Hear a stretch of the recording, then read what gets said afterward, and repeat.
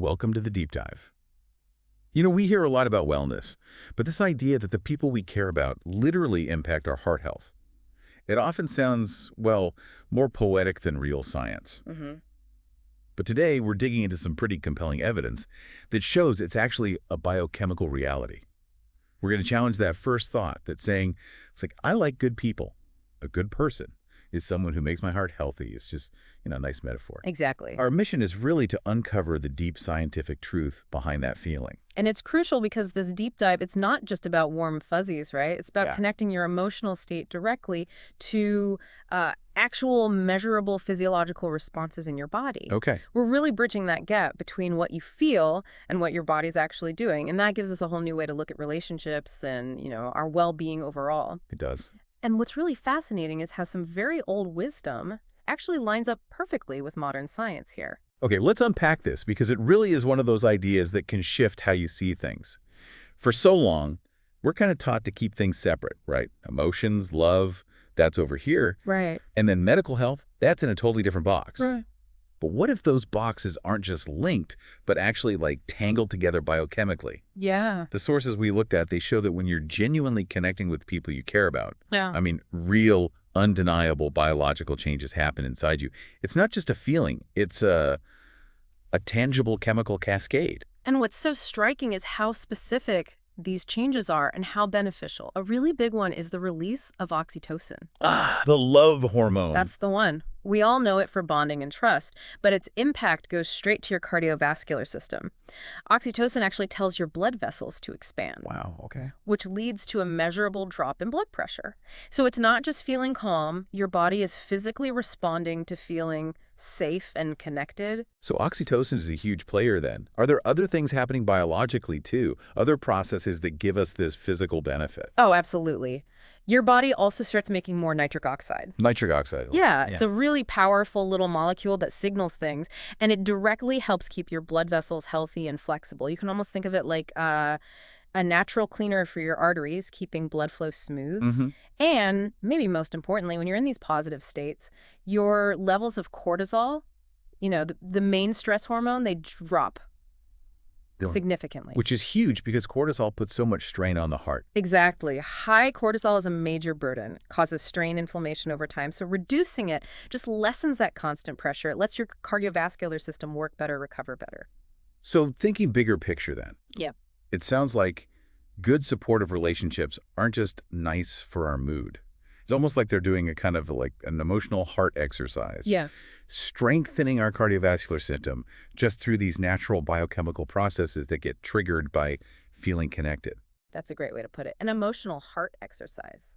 That's a pretty revolutionary way to think about friendship or family, isn't it? It really is. It kind of shifts relationships from being purely psychological to being, physiologically necessary almost. Okay, this is where it gets even more interesting for me.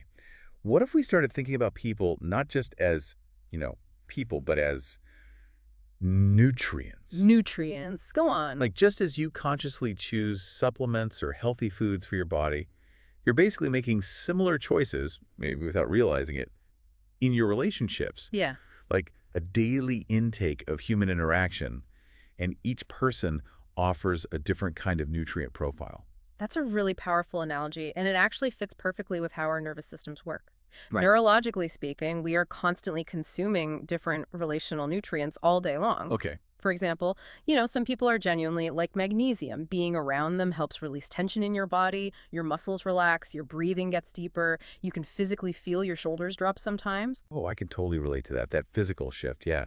You just feel easier.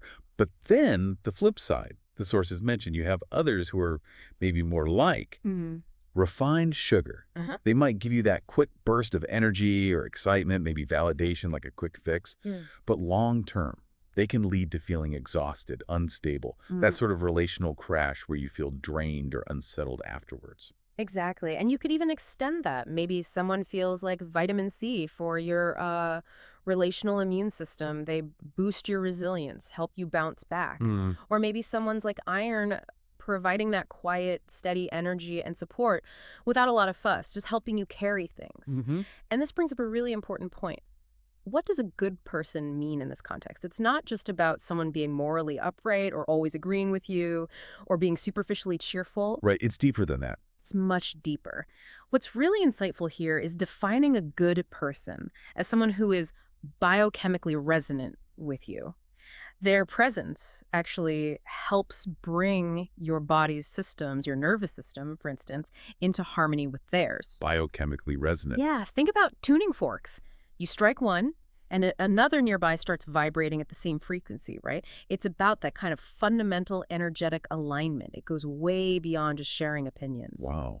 And what's really remarkable is that this modern scientific view, it actually connects back to some very ancient wisdom, doesn't it? It's not entirely new. Not at all. Eastern philosophies like Sufism and Taoism, they've talked about the heart for ages, Hmm. not just as the muscle pumping blood. They saw it more as the center of perception, even an organ of cosmic resonance, Exactly. which sounds like an ancient way of saying it's where we connect to life's rhythms, to that bigger pulse. That's a really key distinction. From that Eastern viewpoint, a good person isn't just nice. They actually help you align with what they might call the rhythm of life, or the Tao. You know the pendulum example.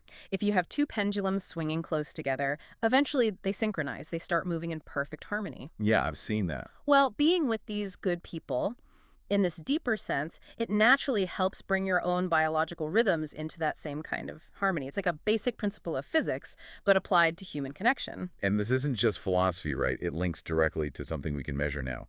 Heart rate variability, HRV. Precisely. Modern science meets ancient wisdom.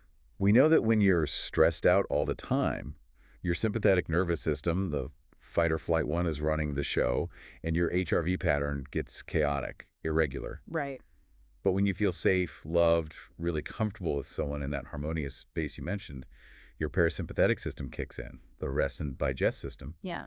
and your HRV pattern becomes regular, smooth, healthy. It's a direct measurable sign of that biological harmony the ancients seem to understand intuitively.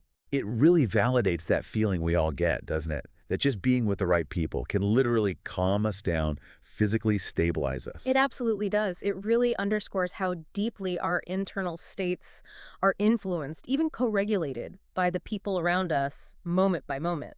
So let's zoom out again. Take an even bigger view. Our relationships aren't just one-on-one things happening in isolation. Mm-hmm. They kind of weave together, don't they? They form what you could almost call a relational ecosystem. Mm-hmm. I like that. An ecosystem. Yeah, like think about a plant. It needs more than just water, right? It needs the right soil, the right light, nutrients, maybe even bees to pollinate it to really thrive. And it seems like we humans need a specific kind of relational environment too, not just for our feelings, but for our physical bodies to flourish. And that leads to maybe the most profound insight from the sources we looked at. Get this. The people we love are, in essence, a part of our own circulatory system. Wow. Okay. Part of our own circulatory system. That's a powerful image. How does that actually work?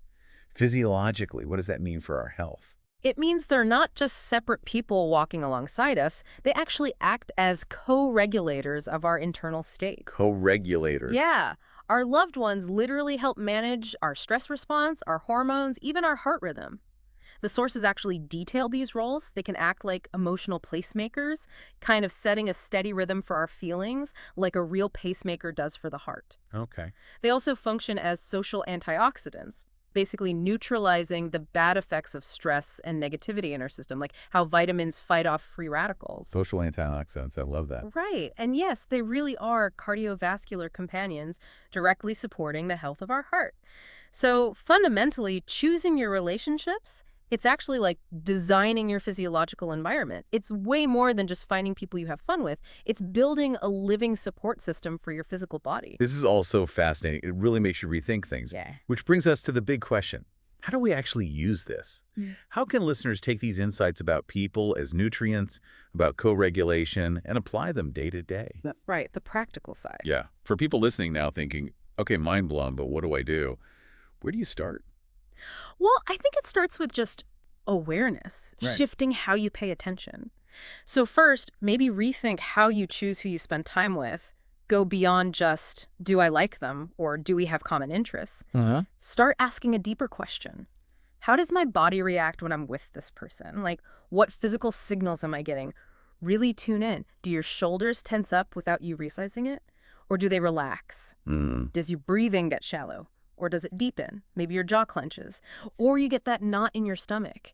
Your body is giving you constant, immediate feedback about the relational nutrients you're taking in. It's not about judging them, just noticing. That's a really practical way to frame it. Turning those gut feelings into actual physical data points. Yeah. Okay, so after you start noticing those physical reactions, what's next? Second step could be to do a kind of nutritional assessment of your current relationships. Look at your whole relational ecosystem. You could even, grab a piece of paper. Who are the main people you interact with regularly? Family, friends, colleagues. Go on. And for each one, ask yourself, do they feel like magnesium, relaxing, supportive, helping me breathe deeper? Or are they more like that refined sugar, that quick buzz, but then a crash?